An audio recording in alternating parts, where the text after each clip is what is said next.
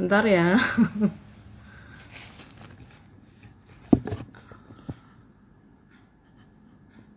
Live gimana sih caranya?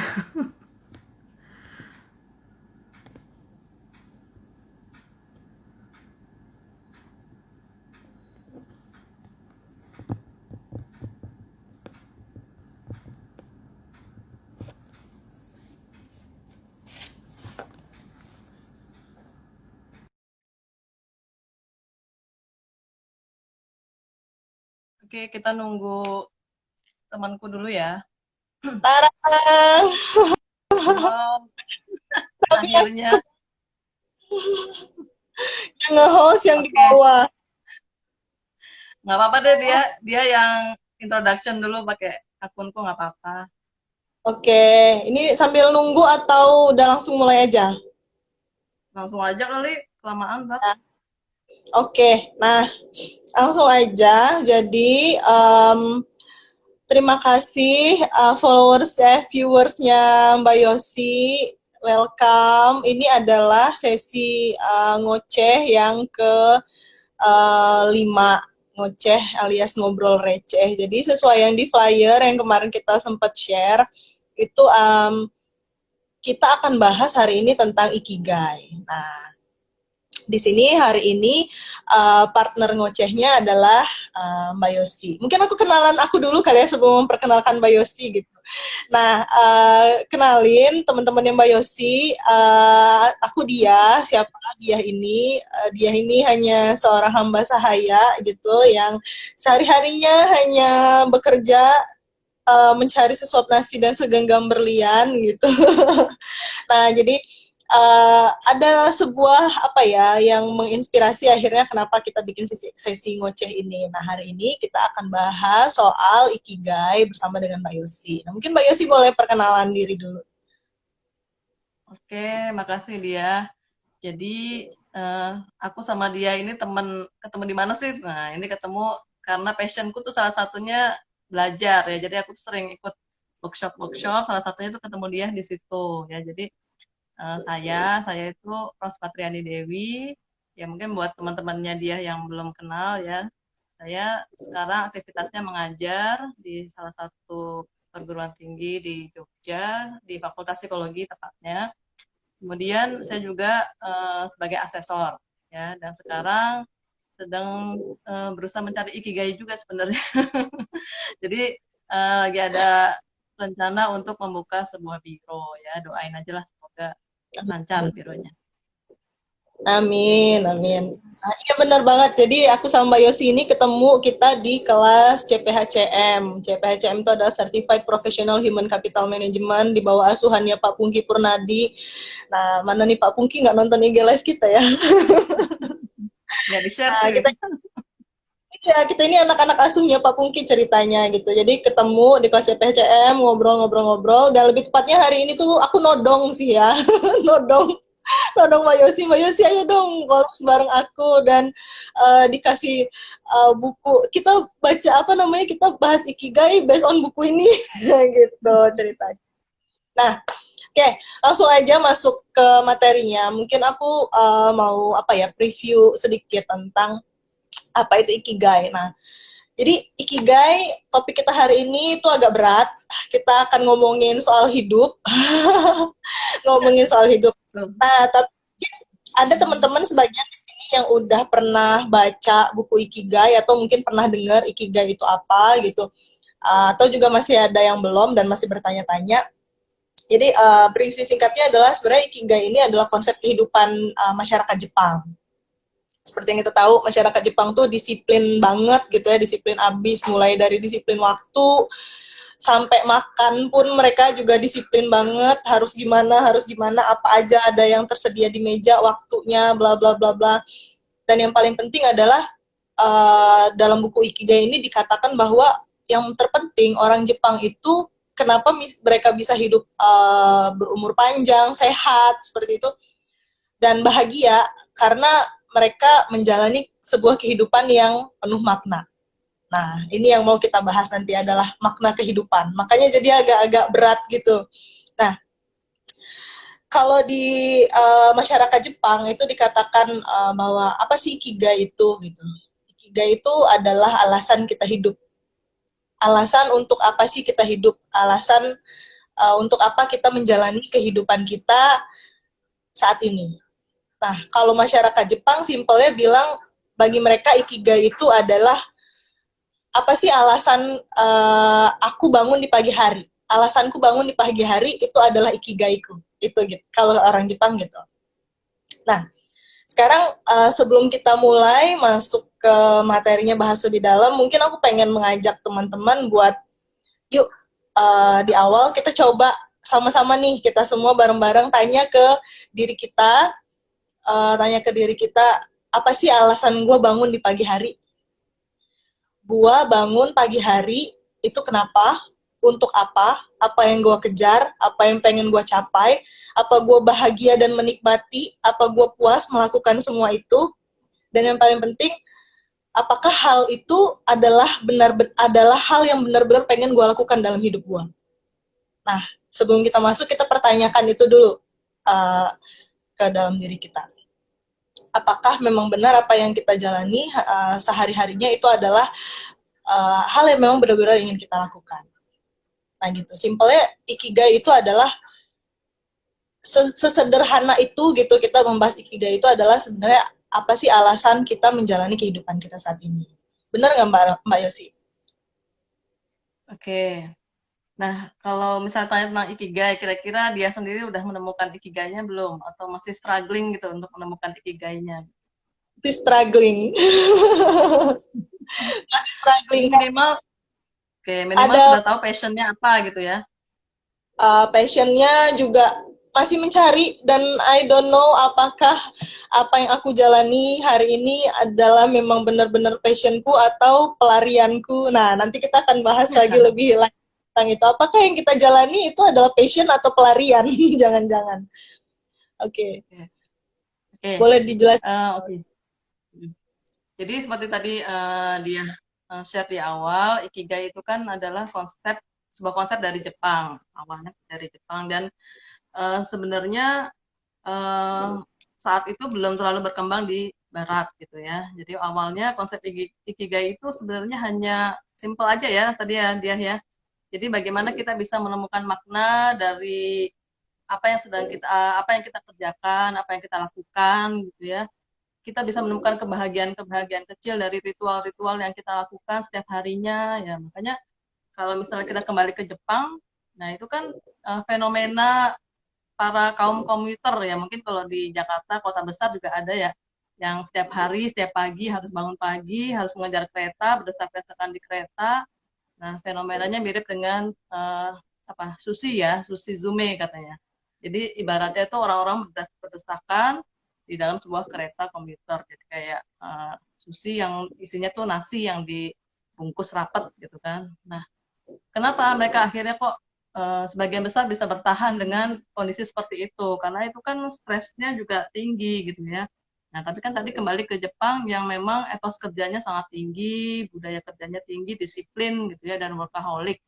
Bahkan mereka betah berlama-lama tinggal di kantor, ya, sampai ada fenomena karosi itu kan, jadi capean atau Narasi. kelelahan akibat bekerja, atau ada yang bunuh diri karena stres kerja. Nah, tapi sebagian besar lagi bisa bertahan. Nah, itu kenapa? Nah, itu katanya dari penelitian yang dilakukan itu salah satunya mereka sudah menemukan ikigainya. Jadi dari ritual-ritual, rutinitas yang dilakukan itu mereka bisa menemukan makna atau kebahagiaan. Jadi mereka tidak merasa tertekan.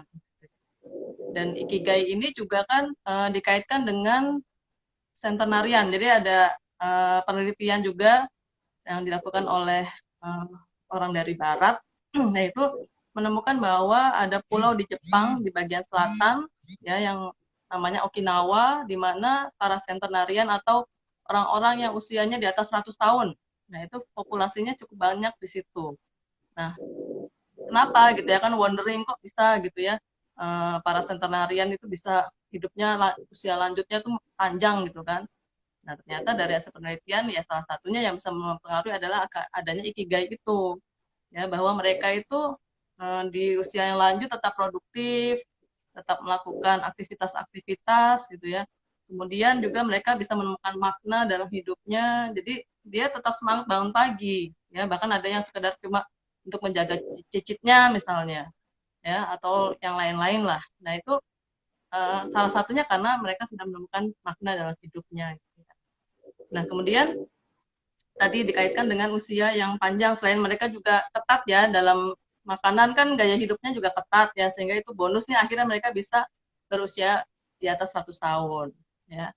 Nah, kemudian konsep ikigai ini juga dikembangkan, dikenalkan ke dunia barat ya, dan ini sudah mengalami modifikasi ya. Jadi bukunya sebenarnya yang tentang ikigai itu ada dua yang wajib ya, yang dari Ken Mogi. Nanti kalau misalnya teman-teman pengen cari referensi, ada e-booknya Ken Mogi dan dari Hector Garcia.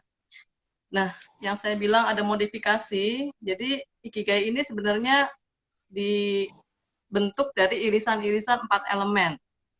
Ya, ini saya coba perlihatkan diagramnya, mungkin kebalik ya karena kita pakainya kamera depan ya. Intinya ada passion, nanti ada mission, ada Mungkin vision, lagi. dan ada vocation, dan ada apa itu profession ya. Nah ini nanti akan saya bahas satu demi satu. Oke. Nah jadi yang pertama ada yang namanya passion. Nah mungkin passion ini juga yang saat ini sering digembar-gemborkan ya, bukan saat ini aja sih. Sampai saat ini tuh kita pengen itu kan kita kerja dengan apa yang kita suka, apa yang kita senangi gitu kan. Sudah menemukan passionnya apa belum? Atau jangan-jangan kita bekerja ya hanya untuk mendapatkan upah gitu ya, atau mendapatkan pengakuan, status, dan lain-lain. Nah, passion di sini adalah bahwa kita melakukan pekerjaan yang kita sukai dan kita apa ya, kita menguasai bidang itu ya. Misalnya contohnya apa di sini? Misalnya musik ya. Ya, kita suka bermain musik misalnya. Kita juga punya bakat bermain musik. Nah, itu dinamakan dengan passion.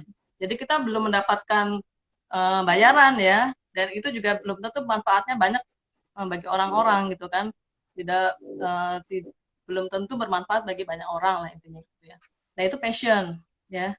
Kemudian yang kedua ada profession. Nah, profession ini kita kita tuh sudah apa ya? Kita menyukai dan kita dibayar.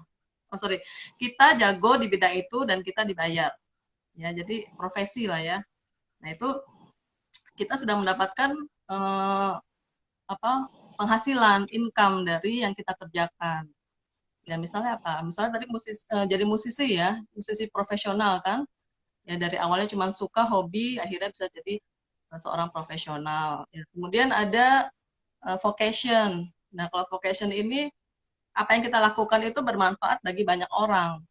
Ya, dan vocation itu kita belum apa kita suka gitu ya, tapi belum tentu juga dia Berguna. kita bisa menguasai bidang itu gitu ya.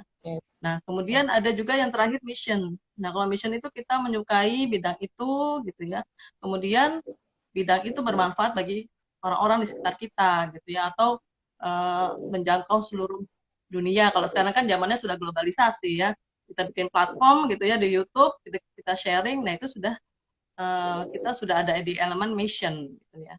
Nah, jadi teman-teman kalau misalnya sudah bisa menggabungkan irisan-irisan itu, ya ada passionnya gitu ya, ada professionnya, ada vocationnya, dan ada missionnya. Nah, itu sudah membentuk ikigai.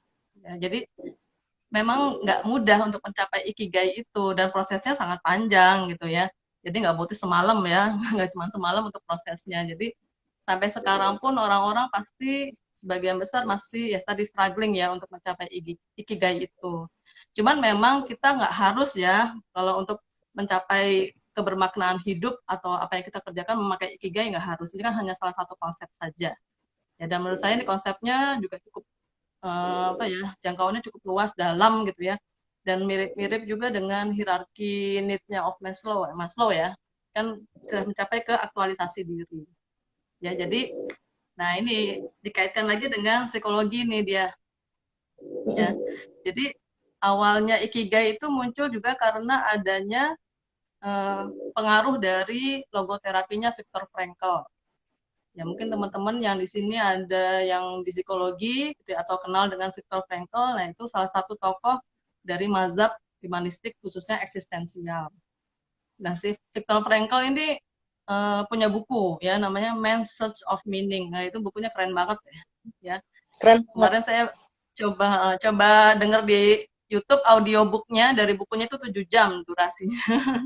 Karena itu berisi 3/4 itu berisi pengalaman dia di camp di Di, konsentrasi Nazi ya. ya, Jadi ini cerita sekilas aja ya tentang Viktor Frankl. Jadi Viktor Frankl itu seorang psikiater ya dari Wina, dari iya. Austria. Kemudian karena dia apa Yahudi ya, dia terciduk ya oleh Nazi, ya oleh anak buahnya Hitler lah.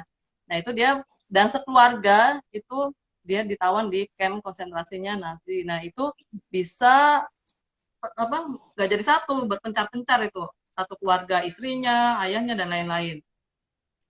Nah di dalam camp itu si Viktor Frankl itu mencoba tadi mencatat pengalaman-pengalamannya gitu ya, penderitaannya. Dia tuh berpikir bahwa memang orang itu nggak harus mengejar kepuasan, orang nggak harus mengejar kesenangan. Nah ini ber, berseberangan dengan teori psikoanalisis, di mana kan kalau psikoanalisis kan yang dikejar kan pleasure-nya ya. Kalau ini Iya. enggak. Jadi kita bisa menemukan makna atau meaning meaning dalam hidup kita melalui penderitaan salah satunya.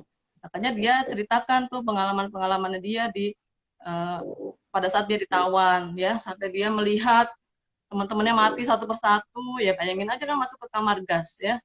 Yang sudah nonton Schindler's List mungkin tahu ya. Jadi kemudian disiksa dan dia harus bertahan dalam kondisi ya dia kelaparan dan lain-lain gitu kan. Tapi dia bisa mencoba mencari purpose-nya, tujuannya ya. Jadi sehingga dia termotivasi, saya harus bertahan, saya harus survive gitu ya. Sehingga dia motivasinya tinggi untuk keluar. Dan akhirnya pada saat dia keluar, dia bisa menerbitkan bukunya dan mengembangkan terapinya namanya logoterapi ya, bukan terapi berbentuk logo ya. Logo itu kan dari bahasa Yunani artinya makna. Jadi terapinya itu menemukan makna. Ya, makanya si Viktor Frankl itu eh, apa terkenal dengan tadi bagaimana kita bisa menemukan hidup kita, tujuan hidup kita dengan menemukan maknanya. Kalau kita nggak punya makna ya akan hampa hidup kita, akan sering cemas gitu ya. Apalagi misalnya kayak sekarang. Nah, ini kondisinya sekarang bisa dikaitkan dengan juga dengan kondisi pandemi kan. Kita kan Mm-mm. menderita nih sebenarnya dengan kondisi pandemi, tapi insight apa gitu yang kita dapat, makna apa yang kita dapat sehingga kita bisa berkembang. Kurang lebih seperti itu In- sih. Intinya kalau dalam Frankel ini beliau menekankan bahwa setiap manusia itu punya kebebasan dalam hal untuk mengambil sikap dan Ya, apa betul. namanya everybody tuh searching for meaning gitu loh. Bahkan di dalam penderitaan sekalipun, bahkan ketika lu berada dalam kondisi yang benar-benar lu merasa lu sangat menderita, kayak nggak ada harapan, itu sebenarnya lu bisa kok cari makna gitu. Ibaratnya ya Frankel tuh benar-benar ya itu tadi sih apa psikologi humanistik ya, karena memang menekankan pada sisi manusia itu bisa gitu secara positivity. Tapi yang pengen aku garis bawahi juga Mbak Yosi, dalam ikigai pada saat kita ibaratnya mencari tahu apa sih ikigai kita, ikigai ini nggak terbatas hanya pada pekerjaan kita saat ini kan ya. Iya, nggak harus. Apa yang kita Oke. Okay. sukai, apa yang kita kerjakan. Kalau misal mahasiswa pun kan juga bisa. Anak sekolah pun bisa. Mm-mm.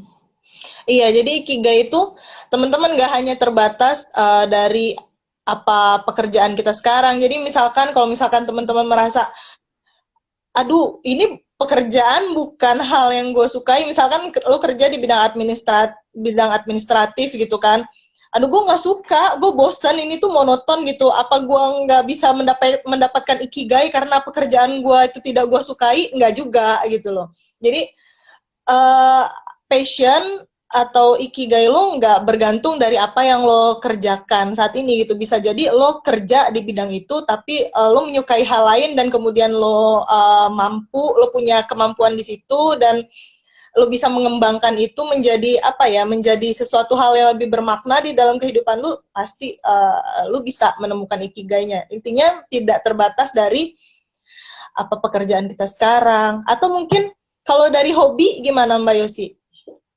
Bisa.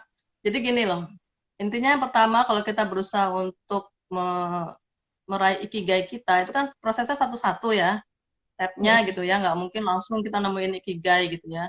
Misalnya dari passion dulu lah, kita breakdown dulu, apa sih yang kita sukai gitu ya, apa saja yang menarik minat saya gitu. Dan itu nggak harus terkait dengan pekerjaan, misalnya saya suka makan, misalnya saya suka nonton film, ya, saya suka menulis, saya suka selfie, bisa nggak kira-kira? Nah, itu misalnya ya. Jadi, tapi kalau katanya kalau misalnya tadi kita lihat irisannya kan passion nggak hanya disukai loh, tapi juga kita Iya, jago di situ gitu ya. itu juga gitu. Ya, ya kan mirip-mirip juga dengan aktivitas atau pekerjaan sih sebenarnya ujung-ujungnya. Gitu. Kita explore mana sih yang tepat untuk karir kita ke depan, misalnya apa yang akan kita lakukan. Kan karir itu kan nggak harus kita bekerja sebagai karyawan, kita membuka usaha, kita freelancer dan lain-lain. Jadi ya, tadi harus diekspor dulu, kita breakdown dulu, passionnya apa, gitu ya. Apa yang kita sukai dan kita mampu mengerjakannya. Baru kemudian Terus kita breakdown lagi di elemen yang lain. Walaupun ini kan elemennya nggak harus berurutan ya. Bisa jadi ya, passionnya nanti ketemunya belakangan, bisa kan? Nah, kita bisa mission dulu. Tuh. intinya proses ikigai itu sendiri sebenarnya dalam proses pencariannya setiap orang itu beda-beda. Ada orang yang mungkin di umur 30 tahun dia udah bisa ketemu, dia udah bisa, oh ini passion gue, apa ini hal yang gue sukai, ini ikigai gue gitu kan. Ada orang bahkan yang sampai di usia pensiun belum ketemu apa ikigainya gitu, ada gitu. Intinya jangan jangan terpaku ngelihat orang misal, dan jangan compare to others juga, ngelihat orang usia 30 tahun teman-teman kita dia udah kayaknya hidupnya dengan penuh kebahagiaan, udah dapat penuh makna apa segala macam, terus kita akhirnya jadi frustasi melihat itu, enggak juga gitu gitu. uh, Terus ada juga mungkin paling pertanyaan kayak gini, kalau dibilang itu passion, suka dan jago, apakah udah ketemu ikigai? Gimana kalau misalkan gue seorang gamers? Bisa Bisa lah. jadi kayak gue gitu. Nah, bisa, bisa Tapi aja. dia Tapi bermanfaat bagi banyak orang nggak? nah, itu dia. Dengan catatan adalah bahwa kita itu di setiap orang itu kondisinya beda-beda, teman-teman. Gitu loh. Bisa jadi lo misalkan lo ngelihat gamer si A gitu ya. uh, Oke lah si A dia gamers, dia jago, dia memang suka gitu kan dengan apa yang dia lakukan, dia bisa dapat penghasilan juga dari situ, dan mungkin dia bisa berguna buat orang lain. Tapi balik lagi lu tanya juga ke diri lu sendiri, karena kondisi lu dengan si A itu berbeda gitu loh. Apakah lu dengan kondisi lu yang sekarang, dengan karena kan situasi kehidupan, kondisi kehidupan orang-orang itu kan beda-beda ya. Si A sama si B sama si C kan tidak sama, walaupun misalkan apa yang mereka geluti itu sama. Misalkan aku sama Mbak Yosi deh, kita sama-sama praktisi human capital misalkan gitu ya. Tapi kan kehidupannya Mbak Yosi dan kehidupanku berbeda. Apakah apa yang aku jalani ini ada ikigaiku, atau apakah aku dan Mbak Yosi punya ikigai yang sama? Pada akhirnya belum tentu, walaupun kita sama-sama satu profesi misalkan kayak gitu. Intinya Karena begitu. sangat individual kan. Prosesnya itu Nah, sangat ikigai subjektif. sangat personal ya, gitu. Nah, terus kalau misalkan kalau psikoanalisis kan bilang bahwa orang itu hidup adalah untuk mencari pleasure. Yang penting itu adalah kesenangan. Mereka bisa menemukan kebahagiaan. Tapi si Frankel bilang bahwa hidup itu sebenarnya nggak cuma sebatas kita mencari kesenangan doang, tapi bagaimana kita itu bisa menemukan makna dari kehidupan kita. Nah, gimana sih Mbak Yosi caranya kita bisa merenungkan untuk bisa menemukan tujuan kita? Apa sih yang bisa kita lakukan untuk gue mau mencari nih tujuan hidup gue, atau apa sih yang sebenarnya makna hidup gue tuh apa gitu? Oke. Nah, terkait dengan ikigai sebenarnya ya. Jadi ada beberapa step atau beberapa langkah itu yang bisa teman-teman lakukan ya. Misalnya nih yang pertama terkait dengan apa sih yang membuat kita tuh termotivasi. Ini kita catat aja kan. Kita catat apa saja yang membuat kita tuh termotivasi, entah motivasi internal, eksternal, apapun dicatat aja gitu kan, di breakdown. Ya, kemudian apa yang menjadi personal value kita gitu ya. Semua orang kan pasti memiliki value ya, memiliki nilai masing-masing. Nah, ini kan value sangat penting loh. Ya, kalau di apa company aja kan ada VMV ya, visi misi value. Nah, kita juga harus punya visi misi value juga sebenarnya kan. Nah, itu salah satunya untuk mencapai tujuan hidup kita ya. Jadi value kita apa, kemudian lingkungan yang kita sukai seperti apa. Nah, tiga tiga ini nih kita coba kolaborasikan gitu ya, sehingga kita bisa menemukan zona yang tepat ya, bukan zona yang nyaman, yang zona yang membuat kita bertumbuh gitu ya. Nah, itu Zone. masing-masing kita coba uraikan, kita coba renungkan gitu ya, memang membutuhkan proses. Dan kemudian setelah kita catat nih, misalnya ya, kayak action plan-nya gitu ya. Nah, kita nggak cuma diem aja kan, nah, jangan jadi cuma wacana, kita harus melakukan actionnya apa, tindakan yang akan kita lakukan untuk mewujudkan itu ya. Misalnya motivasinya nih, saya misalnya saya suka belajar, saya seneng nih ikut-ikut workshop gitu ya. Ya itu kemudian saya cuma nulis aja tuh, tapi saya nggak pernah ikut workshop misalnya. Saya cuma senang belajar gitu kan, tapi saya nggak pernah ikut workshop. Apalagi sekarang zamannya webinar sudah gratis gitu ya, tapi nggak tertarik sama sekali untuk jadi kayaknya diabaikan kesempatan seperti itu. Nah itu kan harusnya ada actionnya apa gitu ya. Terus saya suka menulis, nah kemudian actionnya apa. Saya tertarik di bidang ini, actionnya apa gitu ya. Kemudian juga bisa untuk menguatkan passion kita, motivasi kita, itu kita juga bisa bertemu dengan komunitas yang sama ya ketertarikannya gitu ya, sehingga kita bisa ketemu orang-orang yang lebih experience dari kita kan, yang kita bisa timba ilmunya, kita bisa mendapatkan insight dari situ gitu ya. Kemudian kita juga bisa belajar dari kesalahan-kesalahan atau rintangan-rintangan yang dihadapi orang tersebut sehingga kita bisa mengantisipasi untuk diri kita gitu ya. Kalau misalnya saya suka nulis, ya misalnya kita ikut komunitas penulis atau blogger gitu ya. Atau saya suka public speaking, ya. Ya kita harus mempunyai niat untuk menjalin interaksi dengan para host misalnya ya atau public speaker gitu kan. Sehingga kita bisa banyak menimba ilmu dari atau mentoring lah ya. Intinya itu mentoring. Ya kalau misalnya dia sama Pak Pungki lah, deket-deketin Pak Pungki misalnya. Kita bisa mentoring kan. Nah, itu kan bisa Iya. menguatkan passion kita, nanti vocation kita, profession kita, dan lain-lain. Dan kemudian Iya. kalau ada rintangan, ya itu memang proses. Kan nggak mungkin ya kita naik sepeda lancar dari awal gitu ya. Kita belajar naik sepeda pasti ada jatuhnya gitu ya. Pasti ada nabraknya. Nah itu pasti butuh perjalanan. Sehingga it's okay gitu loh. Kalau misalnya sampai, ya kalau bisa sih tapi jangan sampai tua lah kita belum bisa menemukan ikigai kita gitu ya. Tapi kalau dengan langkah-langkah tadi kita sudah berusaha, sudah niat dan ada actionnya, ya insya Allah kalau ada rintangan, ya istilahnya kayak adversity question tuh loh. Ya, jadi kita bukan di level Twitter dan camper gitu kan. Kita udah di level climber. Ya. Jadi ada rintangan, ya kita nggak istirahat, nggak cepat menyerah gitu ya. Tapi kita terus climb gitu kan. Nah itu yang bisa membuat kita sukses untuk meraih ikigai kita. Ya minimal Iya. kalau misalnya susah untuk meraih ikigai ya dari passionnya dulu lah. Jangan sampai kita nggak ngerti ya passion kita apa. Nah, balik lagi soal pertanyaan tadi passion. Mbak Yosi tuh tanya, aku tuh udah ketemu passion aku apa belum? Jujur, apa ya, dan nggak tahu sih kalau kayaknya sekarang juga orang-orang tuh terlalu melebay-lebaykan soal passion gitu. Seolah-olah passion tuh harus yang bener-bener Iya, lo nomor sukai satu banget, gitu ya. harus tenggelam banget di dalam apa yang lo kerjakan itu sampai-sampai lo nggak sadar matahari sudah mau terbenam karena melakukan hal itu. Lebay sih menurut gue.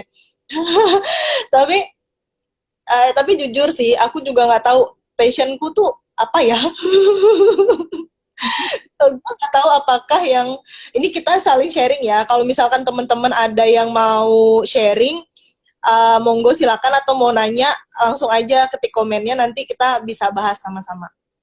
Nah, Mbak Ita Reta abis ini ya kita bahas. Uh, jadi kalau misalkan ditanya passion dia apa, udah ketemu passionnya apa belum gitu. Aku jujur aku nggak tahu passionku apa, dan bener kata Mbak Yosi, I still struggling for looking for my ikigai gitu kan. masih mencari apa ikigai, karena gue nggak tahu apa yang gue kerjakan saat ini. Mungkin kalau misalkan terkait pekerjaan, gue suka gitu, gue suka, tapi gue tidak berpikir gue akan menggeluti pekerjaan ini sampai usia gue pensiun, enggak gitu. Bahkan gue sedang mencari lagi, habis ini kira-kira gue harus melompat ke karir apa lagi ya gitu. Jadi gue suka, tapi bisa dibilang gue tidak akan menjalani pekerjaan ini sampai mati gitu loh. Terus yang kedua, kalau misalkan berasal dari hobi, gue nggak tahu hobi gue apa. Cuman ada yang merasakan hal yang sama juga, berarti kita masih struggling bareng-bareng gitu. Jadi kalau ditanya hobi, gue nggak tahu hobi gue apa. Gue menjalani aktivitas, yes. Olahraga, yes gitu. Lari. Tapi kalau dibilang lari, apakah lari hobi gue? Enggak sih. Gue lari cuma karena yang pertama gue pengen lost fat, dan yang kedua karena memang pengen itu pelarian gitu, untuk membuang energi-energi negatif. Lari Nah, dari gitu. kenyataan dong. Lari dari kegiatan. Tapi apakah itu gue tenggelam banget dalam kegiatan itu? Enggak juga gitu. Dan gue nggak handal, nggak ahli di bidang lari. Dan sekarang gue lagi kickboxing, itu olahraga, sama hal yang sama juga alasannya, untuk buang energi negatif dan buat fat loss. Jadi I don't know my ikigai. Nah, tapi gue bikin sesi sharing-sharing kayak gini itu adalah salah satu sebenarnya. Kalau aku, Mbak Yosi, kalau aku itu adalah salah satu cara aku untuk yaitu searching for meaning. Karena menurut gue, kita hidup percuma. Lo pintar, pintar sendiri percuma. Gue nggak bilang gue pintar ya, tapi narasumber-narasumber gue yang pintar gitu. Justru gue, pinternya gue adalah menggajak mereka, nodong mereka buat buat sharing-sharing di acara gue, supaya mereka mau berbagi. Nah, itu. Jadi kalau menurut gue, lo hidup kan bukan buat diri lo sendiri. Percuma lo punya kehidupan yang dipandang enak sama semua orang, yang semua orang impi-impikan, tapi lo nggak bisa spread manfaat ya dari kehidupan lo gitu. Jadi gue merasa hidup gue tuh beruntung. Gue punya teman-teman yang pintar-pintar, senior-senior gitu kan, yang baik-baik. Gue beruntung, gue dikelilingi dengan orang baik dan orang hebat gitu. Jadi gue merasa gue perlu membagikan keberuntungan dan kebahagiaan ini dengan orang lain. Nah, itu salah satu cara gue buat mencari ikigai kalau gue. Terus kita balik, Mbak Yosi, ke pertanyaannya Mbak Itareta. Dampak ketika kita sudah meraih ikigai apa, Mbak? Dan idealnya di usia berapa, indikatornya apa? Monggo, Mbak Yosi. Wih, halo Mbak Ita. Wah, Mbak Ita kayaknya lebih paham nih soal ikigai sebenarnya. Ini salah satu mentor saya loh Mbak Ita, Mbak Reta. Ya jadi Mbak Ita, dampaknya ya kita jadi happy ya pastinya. Kalau misalnya kalau dari teori kepribadian tuh kita memiliki kepribadian yang sehat gitu ya. Kita tidak merasa cemas, tidak merasa tertekan, stres dalam melakukan pekerjaan kita gitu ya. Jadi kan tadi sudah menemukan meaningnya gitu ya. Jadi kita melakukan rutinitas itu nggak karena terpaksa, tapi memang karena kita suka, ya karena kita dibayar, ya kita juga jago di bidang itu ya dan bermanfaat bagi banyak orang. Nah, kayaknya Mbak Ita sudah menemukan ikigainya deh ya. Kemudian apa tadi di usia berapa ya? Ya, di usia Sebenarnya berapa? kalau bisa ya semudah mungkin ya. Jadi jangan late dari apa ya Usia pensiun. 35 kali ya. Paling paling maksimal kali ya. Tapi nggak ada sih parameternya. Tapi sebisa mungkin kita dari awal. Sebenarnya ada loh sekolah-sekolah juga yang sudah mengenalkan tentang ikigai kan. SMA Ya. SMA itu juga jadi ke depannya karena ikigai kan konsepnya masa depan ya. Jadi bagaimana masa depan kita itu tujuan hidup kita itu bisa ada kita bisa mencapai tujuan hidup kita dengan lebih bermakna. Terus apa lagi tuh dia? Ini keren nih pertanyaannya Ikigai nih. Pendidikan karakter juga penting ini dalam pertanyaan ini. Bagaimana mengetahui ikigai anak kita saat remaja yang masih labil dan mencari jati diri supaya bisa diarahkan? Oke. Masih remaja itu biasanya awalnya ada tes bakat minat ya. Ya, dari tes bakat minat kita tahu eh, kita bagus, kita ahli di bidang apa atau potensi kita apa ya, ketertarikan kita juga di bidang apa ya. Tinggal nanti ya tadi di breakdown berdasarkan diagram Venn tadi ya. Ini passion saya tuh di mana sih gitu, diarahkan gitu lah. Kemudian apa sih yang bisa jadi profesi profesi saya di masa depan ya, kemudian profesionnya, missionnya apa yang bisa membuat orang banyak itu apa ya, ada dampaknya bagi orang banyak. Nah, itu biasanya milenial kan sekarang kayak gitu ya modelnya. Katanya orang milenial sekarang, apalagi milenial akhir dan generasi Z nantinya ya, itu kan katanya pengennya dampak gitu. Saya berdampak terhadap orang banyak ya, salah satunya melalui karirnya atau pekerjaannya. Jadi ikigai ini bagus sih dari awal dikenalkan gitu ya, dari SMA, mungkin dari SMP, sedikit demi sedikit ada aplikasinya sehari-hari gitu ya, atau dibikin eh, ya program khusus gitu, project tentang ikigai dan lain-lain. Jadi awalnya mungkin dari tes bakat minat juga bisa gitu ya. Sehingga bisa mendukung gitu loh. Untuk nge-breakdown-nya itu seperti apa, dari tes bakatnya potensinya apa, minatnya apa. Yap, yap. Tapi nambahin kalau yang tadi terkait kalau misalkan anak masih dari usia remaja justru enak banget ya Mbak Yosi ya. Ini sebenarnya terkait ke Hmm. karakter dari dalam rumah juga gitu ya nggak sih? Dan Iya, uh, ya. dan Hmm. orang tua justru pas lagi masih remaja mungkin bisa lebih dekat supaya bisa lebih tahu sebenarnya apa sih yang disukai sama anaknya karena memang masih labil iya mereka masih suka yang kayak kebawa sama temen-temennya suka ini terus kenapa gue nggak coba juga gitu biasanya mencoba-coba apa yang disukai Ya, temennya ya, peer kan masih masih yang mempengaruhi itu peernya kan, teman ya sekelompoknya, teman sebayanya ya. masih usia remaja itu justru pengaruh temen itu lebih kuat dibanding pengaruh orang tua merasakan zaman Iya, dulu betul. gue menghadapi gue oke okay. Kamu Yosi sendiri gimana sama ikigainya apakah sudah menemukan ikigainya atau belum eh Sedikit demi sedikit insya Allah sudah ada insight-nya. ada Jadi saya tertarik dari dulu di bidang psikologi dari SMA. Ya ternyata rintangannya saya nggak bisa langsung masuk ke psikologi kan. Jadi harus kuliah di bidang lain dulu gitu ya. Dan itu tidak terlalu saya minati. Gitu. Kan saya dulu di bidang komunikasi. Tapi karena di advertisingnya saya minat kan. Saya di periklanan minat banget gitu ya. Ada ketertarikan. Tapi memang eh, ya karena itu pelarian juga gitu kan sebenarnya. Nah, akhirnya bisa kuliah di psikologi, kemudian menekuni bidang psikologi, sampai akhirnya mengambil S2, ya cita-cita menjadi psikolog sudah tercapai, ya tinggal nanti aplikasinya saya psikolog industri organisasi, ya berarti kan apa nih yang menjadi keahlian saya, khususnya di PIO, gitu kan, PIO kan juga luas, gitu ya. Kemudian saya mencoba untuk mengajar juga, nah mengajar kan juga mission juga, saya bisa istilahnya mencerdaskan kehidupan bangsa gitu ya. Nah itu salah satu bentuk mission saya. Jadi kalaupun nanti menjadi konsultan ya sebisa mungkin saya membuat suatu program atau project juga yang bisa ya misalnya kayak gini ya sharing-sharing kan juga bermanfaat untuk orang banyak kan, ya, banyak sharingnya misalnya. Jadi insya Allah ya sedikit demi sedikit sudah ketemu lah ikigai. Tapi kan ya namanya ikigai prosesnya bisa umur berubah-ubah hidup ya. Dulu saya passionnya A misalnya. Bisa jadi umur berapa passionnya ganti lagi gitu kan. nah kalau yang kayak gitu Ya bisa nggak mbak mengalir. apakah orang itu Gimana? bisa memiliki ibarnya nggak hanya satu hal yang diminati tapi misalkan dua atau tiga hal yang diminati gitu apakah Bisa. mungkin bisa ya Mungkin, artinya mungkin. tiga hal yang dia sukai dari tiga passion atau dua passionnya dia katakanlah kalau tiga kayaknya passion kebanyakan ya dua passion gitu kan artinya misalkan nih satu passion ternyata passion yang A gitu ya dia tidak menghasilkan apa-apa nih dia tidak dibayar untuk melakukan kegiatan itu gitu tapi untuk passion yang lain misalkan dia dibayar dan itu hal yang bermanfaat buat orang lain gitu itu bisa dibilang Ya ikigai yang irisannya lebih banyak itu yang harus dipertahankan sebenarnya kan.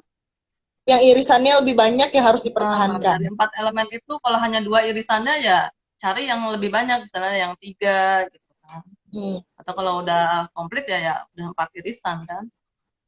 Oke Kalau menurut saya sekarang mission ini mudah diraih loh. Maksudnya mudah dicapai dengan adanya teknologi kan. Kita yes sharing-sharing ini kan ya misalnya webinar banyak di mana-mana gitu kan kita berbagi ilmu, berbagi pengetahuan itu sudah mission. Kalau zaman dulu zaman saya mungkin masih susah ya, masih konvensional. benar Jadi kalau yang di irisan mission sih sebenarnya lebih gampang sih, karena bukan lebih gampang juga sih, maksudnya karena itu terkait dengan kemampuan, kompetensi, artinya hal itu tuh bisa kita asah loh gitu loh, bisa diasah, Ya. jadi bukan mungkin gitu loh. Sebenarnya semuanya sih dari 4 elemen itu tidak ada yang tidak mungkin, ya nggak sih? Tapi balik lagi Iya. teman-teman, jadi adalah ketika kalau kita mau bahas yang pertama, ikigai itu proses pencariannya tidak sama di setiap orang gitu. Ada orang yang bisa cepat nemuin ikigainya, ada yang mungkin sudah cukup berumur gitu baru bisa menemukan ikigainya. Terus yang kedua, kondisinya itu di setiap orang itu beda-beda. Jadi belum tentu walaupun satu profesi atau menggemari satu bidang yang sama, sudah sama-sama menemukan ikigainya, belum tentu juga gitu. Jadi kita harus perhatikan juga kondisi kita berbeda dengan kondisi orang lain gitu. Jadi jangan compare to others. Terus apalagi ya? Dan yang kalau tadi pertanyaannya, kalau kita udah ketemu ikigai terus kenapa? Intinya ketika lo udah ketemu ikigai, lo tahu arah dan tujuan hidup lo kemana. Karena uh, gue miris sih. Jadi aku punya apa ya, Mbak Yosi punya teman, bisa dibilang punya teman gitu. Ada di circle aku yang kita seumuran gitu. Bahkan dia sendiri gue nggak tahu apa tujuan hidup gue gitu. Dia pernah nanya sama aku, tujuan hidup lo apa sih Mbak gitu. Ya gue langsung jawab gitu kan, tujuan hidup gue pengen gini gini gini. Terus kalau lu, gue nggak tahu. Gue nggak tahu tujuan hidup gue apa katanya. Terus gimana sih Mbak caranya supaya kita bisa tahu tujuan hidup kita apa? Nah gitu. Jadi itulah pentingnya. Jadi lo udah ketemu ikigai lo akan merasa bahwa hidup lo tuh bermakna. Jadi bahkan mungkin bisa kita bilang ya Mbak Yosi, kalau kita belum tahu tujuan hidup kita apa, bisa dibilang nggak sih kalau hidupnya jadi kurang bermakna gitu? Ya jadi hampa gitu ya. Kayaknya kita hanya menjalankan rutinitas-rutinitas aja kan. Tapi kita tidak ada apa happiness, tidak ada ya kalau misalnya kita kaitkan dengan engagement gitu ya. Engagement kan orang kerja itu memang karena tadi larut ya, ada flow-nya gitu kan. Sehingga dia tidak merasa bahwa pekerjaan tersebut berat gitu ya. Dia selalu semangat dan dia dedikasinya tinggi untuk pekerjaan itu. Ya kalau misalnya kita sudah punya tujuan hidup, kita akan mencoba untuk mencapainya nggak sih gitu ya. Kalau yang sudah Iya, punya pernah nonton film Shawshank Redemption, pernah nonton nggak? gue Jadi nggak. yang di penjara, nah, itu yang di penjara gitu ya. Kemudian ya ampun keren banget filmnya itu.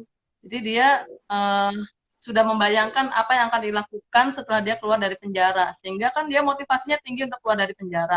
Dia nggak mau nunggu berapa puluh tahun dia baru bisa keluar. Akhirnya dia membuat jalan tembus gitu loh sampai dia bisa keluar, sampai dia sukses. Nah, itu kalau kita udah punya tujuan hidup, purpose-nya kita mau ngapain ya pasti kita harus menjalankan itu semangat gitu, lebih semangat lagi. Kalau misalnya kita nggak punya purpose ya kita pasti ya kayak gini-gini aja gitu. Kayaknya kerja yang penting dapat gaji, ya awal bulan yang ditunggu cuma gaji, kita kerja 9 to 5 gitu kan. Terus kalau weekdays ya itu kita kerja terus, kalau weekend ya kayaknya pelampiasan gitu ya.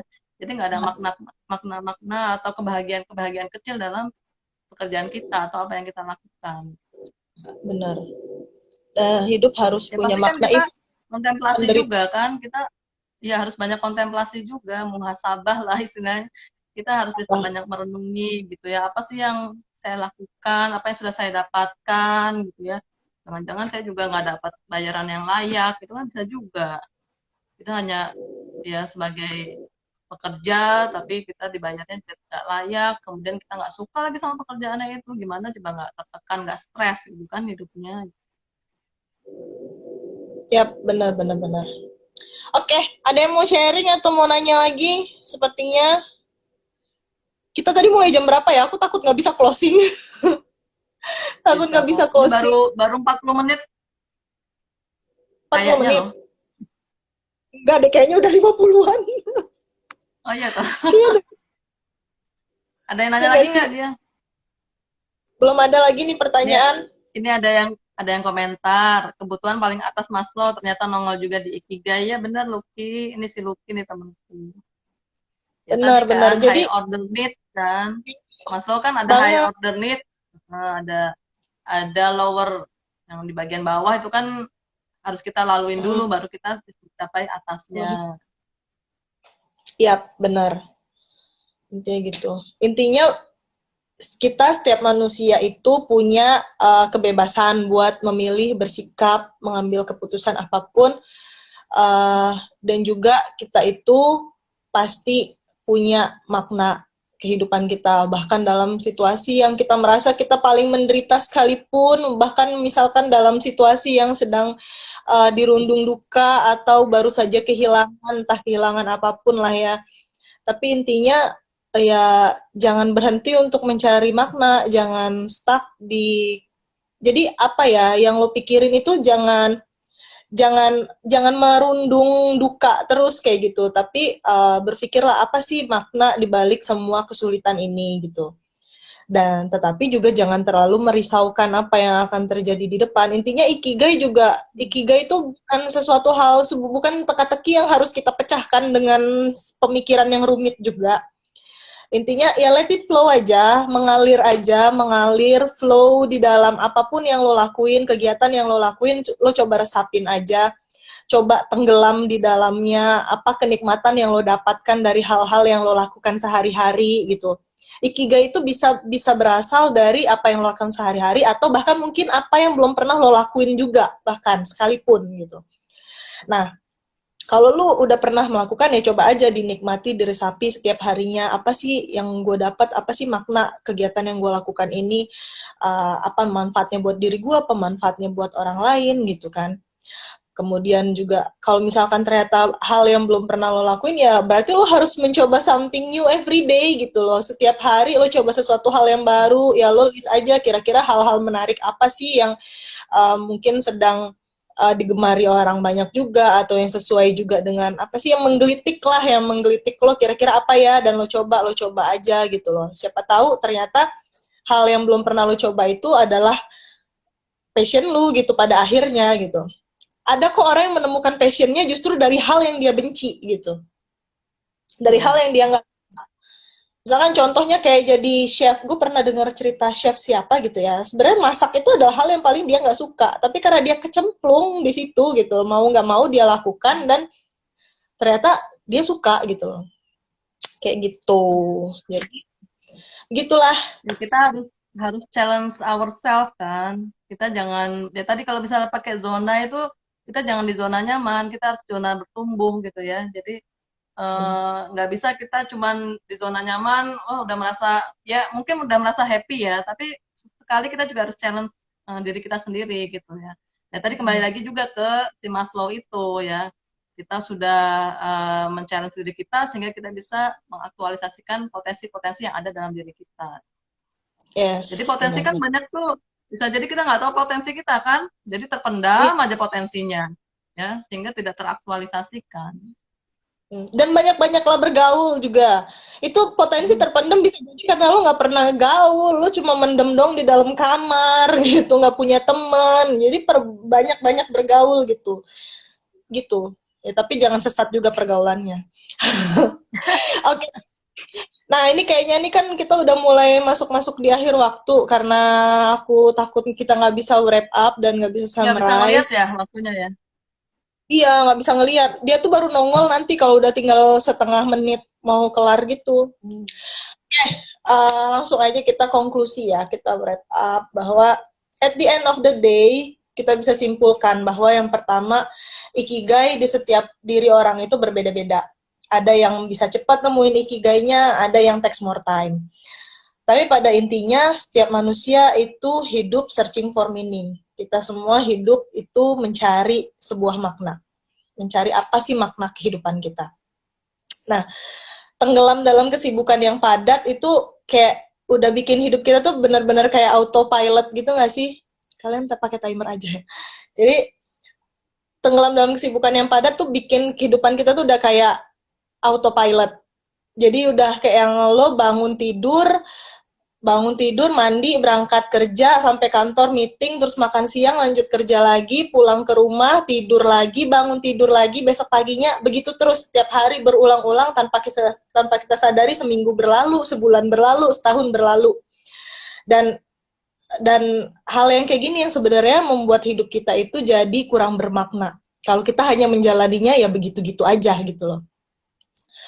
Jadi bikin kita nggak apa ya, ya jadi kayak apa sih, hampa gitu kalau katanya Mbak Yosi tadi, hampa.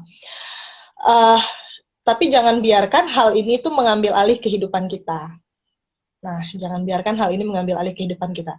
Dan nggak ada tips atau nggak ada trik ataupun strategi yang dirancang khusus buat gimana sih cara kita bisa menemukan ikigai atau gimana sih cara kita bisa buat tahu passion kita, nggak ada tips khusus. Tapi mungkin dari buku yang kita baca, uh, singkat kita bisa resume, kita bisa bilang bahwa coba deh yang pertama, lo ambil waktu buat diri lo sendiri, ya kan, ambil waktu, terus lo coba dalam waktu itu lo merenung, mencoba merefleksikan diri, jujur sama diri sendiri gitu kan, dan ya gunakan waktu itu buat mencintai diri sendiri gitu lah, jujur sama diri sendiri, live in the moment.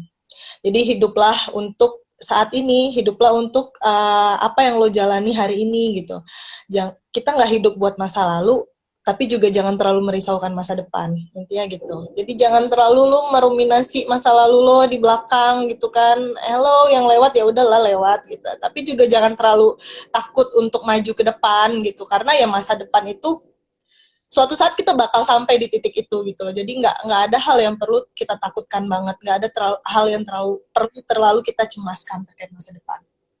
Terus mindful, intinya mindful dengan kehidupan kita saat ini, apa yang kita jalani hari ini, and then coba untuk menyatu dengan alam.